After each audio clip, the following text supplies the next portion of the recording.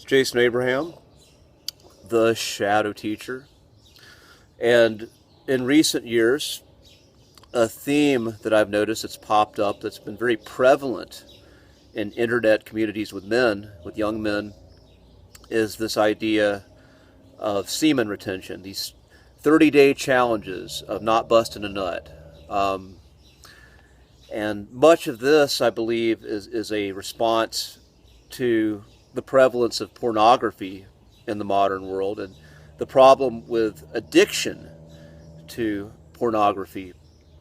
And I used to box, and there's that old wives' tale for fighters that if you have a fight coming up, you want to not have sex until after the fight. You want to save that essence so that you can be as aggressive and potent as possible and put all that into aggressive energy in your fight. And I found that to be true. You know, there's again, now we know quantum physics, whatever you look for you can find, so there's debates on both sides on the validity of that, but I found that to be absolutely true as in my experience. And I've always, anytime I had a fight or any kind of public exhibition match, I never fought, like, I didn't get past the exhibition level, but that was, whenever I did that, I would make sure I held my seat, and at that time I kind of lived like a monk. It wasn't too hard for me. But what I noticed then is that when I was in that process, I recovered a lot faster. I didn't need as much sleep. My energy and my aggression was very high. And recently, I've gotten back into a yogic practice, and the yogis, the high-level yogis, practice semen retention as well, and they practice, and also from Qigong practice, that's a practice in Taoism as well, is releasing your seed very intentionally and on time cycles, meaning that you don't retain forever, but for your age and your place in life, there's a cycle to where your power is going to peak, and then if it goes over that, then it becomes unresourceful, and that madness sets in, and you start to get into a burnout mode, and you actually get diminished returns and negative consequences for retention. So there's a cycle that if you hold for a certain time and then release, then you're able to show up in the world at your maximum potency and maximum power. And recently, I experimented with this. I held my seed longer than I ever have, and what I experienced was heightened states of awareness. I experienced heightened aggression, heightened drive, just maximum energy at my disposal. After a certain point, I just really felt energy surging through me. And Napoleon Hill calls this sexual transmutation. When you have a creative work, when you have creative projects, you're transmuting sexual energy and moving them towards your creative vision. Wilhelm Reich called this orgone energy. When you are able to redirect the primordial essence in your being and consciously direct it, then you're able to manifest in the physical world. And I found this to be true. Now again, someone who is unfocused, who has no vision, no direction, who is not clear on anything in life, they're probably just going to be frustrated and angry because they don't really have a way of directing it. But for someone who's got vision and has something they're consciously attempting to manifest and bring about into the world, I found this to be a very powerful tool. And the result, again, is the direction of this creative force, but the practice, it takes a lot of discipline, because when a man holds, a man's drive is to spread their seed. That is just part of a man's biology. And when you are in this state where you're intentionally withholding that, then you're going to get angry, like short-tempered, frustrated. All these little quirks will start to pop up because you want to release.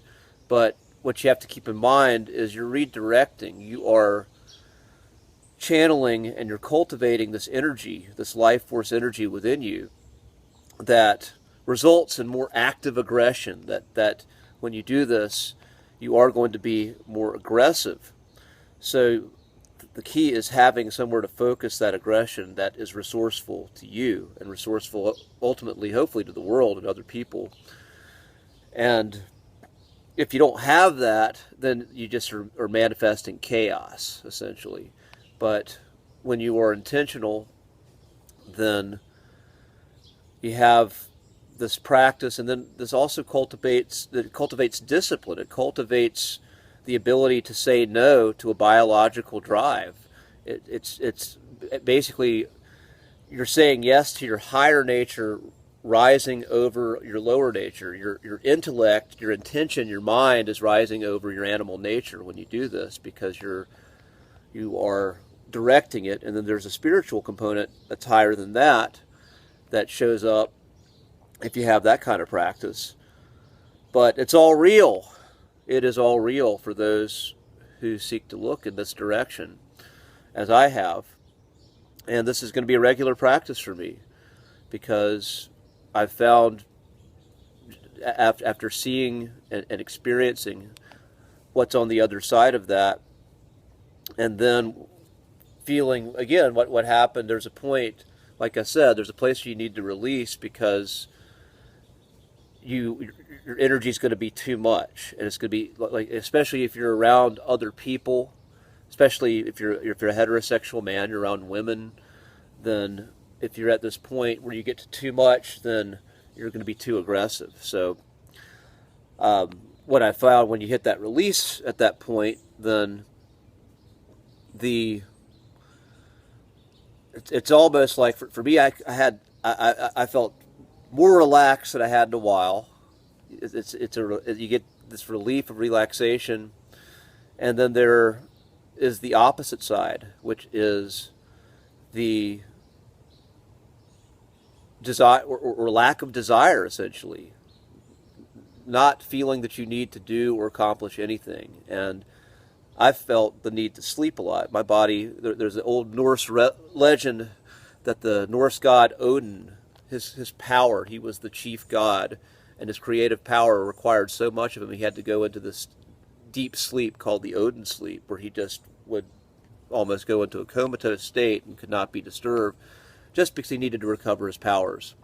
And this is what I found, again, if you go through this process of semen retention, then you have to recover from that. That's, even though when you're in that process you feel like you can go forever,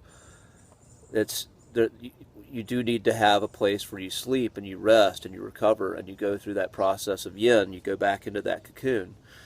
And again, now kind of looking on the other side of this addiction to pornography and sex and masturbation, what that does is that perpetuates a very weak man, a man who is the addicted lover, who is constantly in this weakened state, never at a place where they can actually access their full power and their full potency for anything, because they're always blowing it. They're always losing it. They're allowing that lower nature to conquer anything else. And I've been in this state. I know what that feels like. So, when I speak of it, I'm not speaking from someone who's all high and mighty, who's never been there before, but I know how lost and weak and depressed I got from this perpetual state, because it's an addiction. And now, again, seeing this other practice, this practice that is not easy, that truly is challenging, I cannot speak any more highly of the value and the character that creates in you. That being said, this video has run long, and I'll throw this out as a side note. When I first started doing this channel, I made jokes about this. There's I think a video called "The Guns N' Roses of Fitness Spreads His Seed Over Mount Olympus," and it was kind of a parody. I thought a lot of these challenges were kind of pretentious and stupid, and I still do in some ways, because it's just a way for people, like, they like to get attention through online communities, and some of that I find very silly. But I pull those videos in my censorship PTSD, afraid that my channel will get pulled. But I think I'm going to put them back up, because I realize, like, YouTube doesn't so much care about that stuff now, and they're kind of funny. They're parodies, and they're entertaining. So people who watch this stuff now will get a different side of what the shadow teacher creates, because actually the shadow teacher was not born at that point. This would have been the origins of the shadow teacher.